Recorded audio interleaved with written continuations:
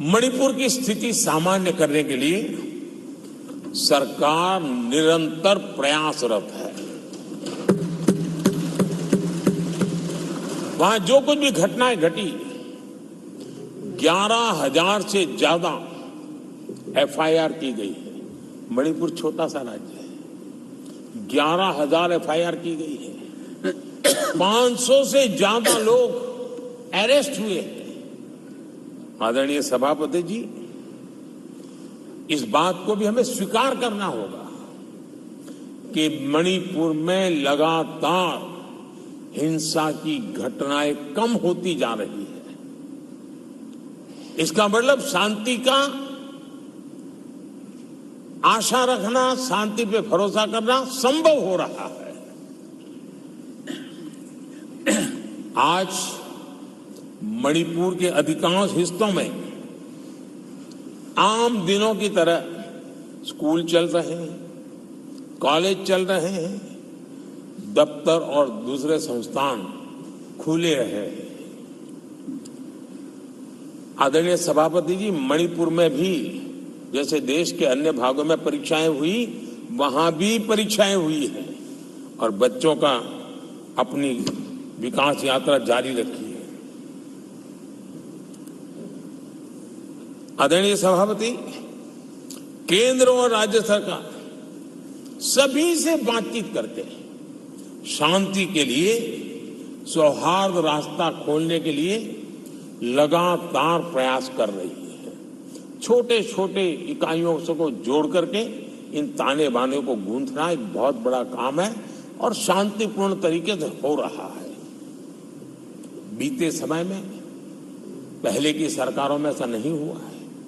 गृह मंत्री स्वयं कई दिनों तक वहां रहे हैं, गृह राज्य मंत्री हफ्तों तक वहां रहे हैं और बार बार वहां जाकर के संबंधित लोगों को जोड़ने का प्रयास करते रहे हैं। आदरणीय सभापति जी, पॉलिटिकल लीडरशिप तो है ही, लेकिन सरकार के सभी वरिष्ठ अधिकारी जिसका जिसका इन काम से संबंध है, वे लगातार वहां फिजिकल जाते हैं, लगातार वहां संपर्क में रहते हैं और समस्या के समाधान के लिए हर प्रकार से प्रयासों को बल दिया जा रहा है। आदरणीय सभापति जी, इस समय मणिपुर में बाढ़ का भी संकट चल रहा है और केंद्र सरकार राज्य सरकार के साथ मिलकर के पूरा सहयोग कर रही है।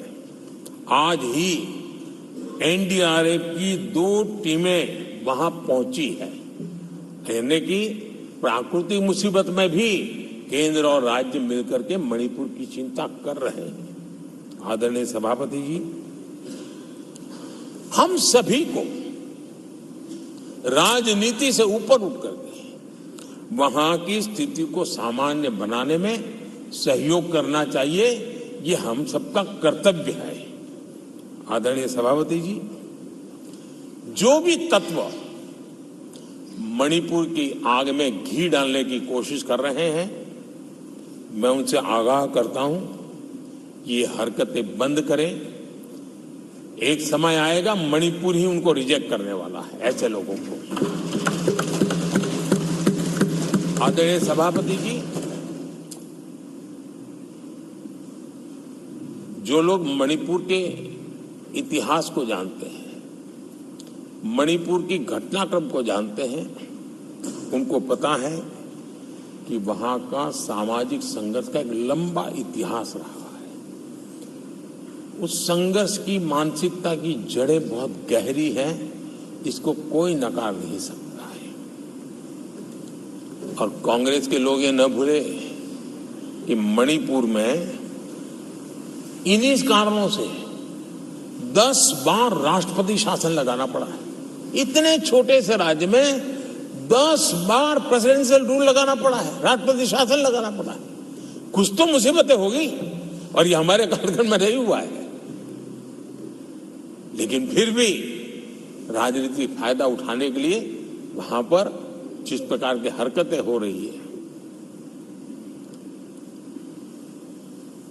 और राष्ट्रपति जी, आदरणीय सभापति जी, मैं इस सदन में देशवासियों को मैं बताना चाहता हूं, 1993 में मणिपुर में ऐसे ही घटनाओं का क्रम चला था और इतना तीव्र चला था, इतना व्यापक चला था, वो 5 साल लगातार चला था। तो ये सारा इतिहास समझ करके हमें बहुत समझदारी के पूर्वक स्थितियों को ठीक करने के लिए प्रयास करना है। जो भी इसमें सहयोग देना चाहते हैं, हर एक का सहयोग भी हम लेना चाहते हैं, लेकिन हम सामान्य स्थिति को बरकरार रखने में, शांति लाने में भरपूर प्रयास कर रहे हैं। आदरणीय सभापति जी, ये मेरा सौभाग्य रहा है कि मैं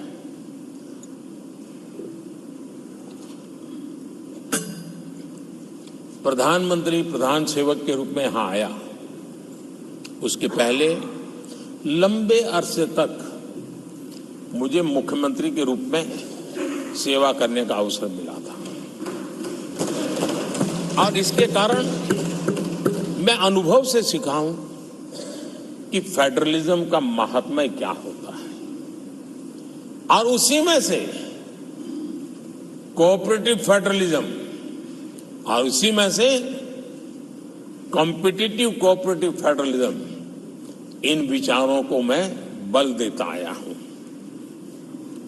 और इसीलिए जब G20 समिट हुई तो हम दिल्ली में कर सकते थे, हम दिल्ली में बहुत बड़ा तामझाम के साथ मोदी की वाहवाही कर सकते थे, लेकिन हमने ऐसा नहीं किया।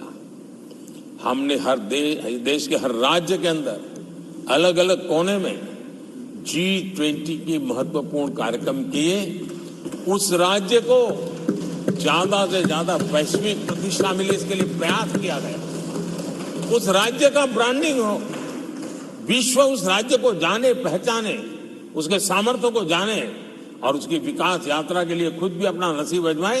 इस दिशा में हमने काम किया है, क्योंकि हम जानते हैं कि फेडरलिज्म के और रूप होते हैं। आदरणीय सभापति जी, जब कोविड के खिलाफ हम लड़ाई लड़ते थे, जितनी बार मुख्यमंत्रियों के साथ संवाद हुआ है, शायद हिंदुस्तान की आजादी के इतिहास में इतने कम समय में इतनी बार नहीं हुआ है, हमने किया।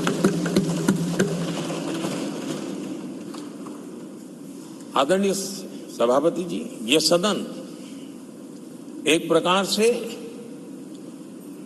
राज्यों से जुड़ा हुआ सदन है और इसलिए